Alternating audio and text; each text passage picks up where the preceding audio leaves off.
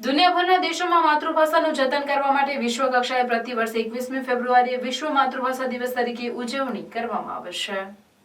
1999 નવેમ્બરમાં યુનેસ્કોએ માતૃભાષા ઉજવવાનું નક્કી કર્યું, જે ફેબ્રુઆરી 2000થી દર વર્ષે મનાવવામાં આવે છે, જે પાછળનો મુખ્ય ઉદ્દેશ ભાષા અને સંસ્કૃતિની વિવિધતાને સન્માન આપવું તથા બહુભાષાવાદને પ્રોત્સાહન આપવું। દુનિયાની 7000થી પણ વધુ ભાષામાંથી અડધીથી વધુ ભાષા અસ્તિત્વ ગુમાવવાની તૈયારીમાં છે। માતૃભાષા સાથે માણસ ઘનિષ્ઠતાથી જોડાયેલો હોવાથી તે ભાષામાં અપાતું શિક્ષણ માણસમાં એવી રીતે ઉગી નીકળે છે, જાણે કે કોઈ બીજ, છોડ કે કલમને તમામ રીતે અનુકૂળ વાતાવરણ મળી ગયું હોય। બાળકને માતા તરફથી મળેલી ભાષા, પરિવારમાં બોલાતી ભાષા એટલે માતૃભાષા।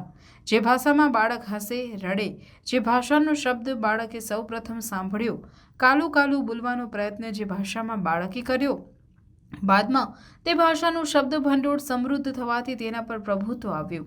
જે ભાષામાં વિચારવાનું, લાગણીઓ અનુભવવાનું તેમજ લાગણીઓ અને વિચારો પ્રદર્શિત કરવાનું બાળક શીખ્યું, તે ભાષા એટલે માતૃભાષા। તમને જાણીને આનંદ થશે કે ગુજરાતી જ એક એવી ભાષા છે જે બીજાના માટે બોલાય છે। અંગ્રેજી ભાષાને સ્વાર્થી ભાષા ગણવામાં આવે છે। દુનિયામાં ગુજરાતી જેવી બીજી કોઈ ભાષા નથી જે નિસ્વાર્થ હોય।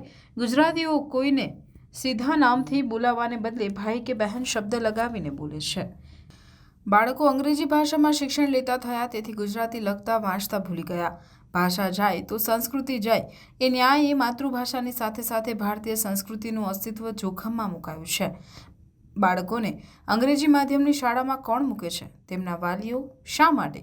અંગ્રેજી લખતા, બોલતા, વાંચતા આવડતું હશે તો બાળકોનું ભવિષ્ય ઉજળું છે, એવી સમજણ હોવાથી શાળા અને ટ્યુશન ક્લાસીસ સિવાયના સમયમાં પોતાના પરિવારના સભ્યો, મિત્રો, સગા વહાલાઓ સાથે માતૃભાષામાં વ્યવહાર કરતો બાળક ગુજરાતી ભૂલી જાય એવું બને છે, કારણ કે શાળા સિવાય બાળકને ગુજરાતીમાં બોલવા તેમજ સાંભળવા તો મળે છે, પરંતુ લખવા કે વાંચવાની તાલીમ મળતી નથી।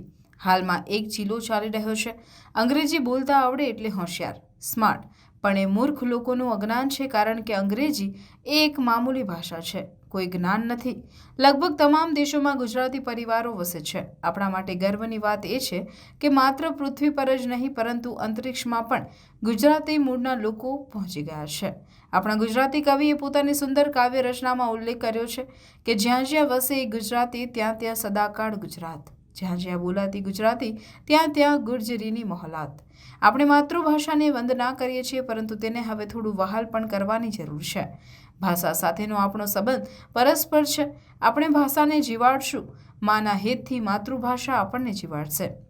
ગુજરાત સરકાર દ્વારા માતૃભાષા ગુજરાતીને જાળવવાના પ્રયાસ રૂપે કચેરીઓ, થિયેટરો, હોટલો સહિત તમામ જાહેર સ્થળે ગુજરાતીમાં બોર્ડ મારવા માટે આદેશ કરવામાં આવ્યા છે। જો કે તેનો અમલ કેટલો થાય છે તે પ્રશ્ન પણ છે। ત્યારે આપણે ગુજરાતી તરીકે આજના દિવસે એક નાનકડો સંકલ્પ લઈએ કે સાચું ગુજરાતી લખીશું અને બોલીશું, તેમજ ગુજરાતી ભાષાનો મહત્તમ રોજબરોજના કાર્યોમાં ઉપયોગ કરીશું। વિશ્વ માતૃભાષા દિવસની સૌને શુભેચ્છાઓ।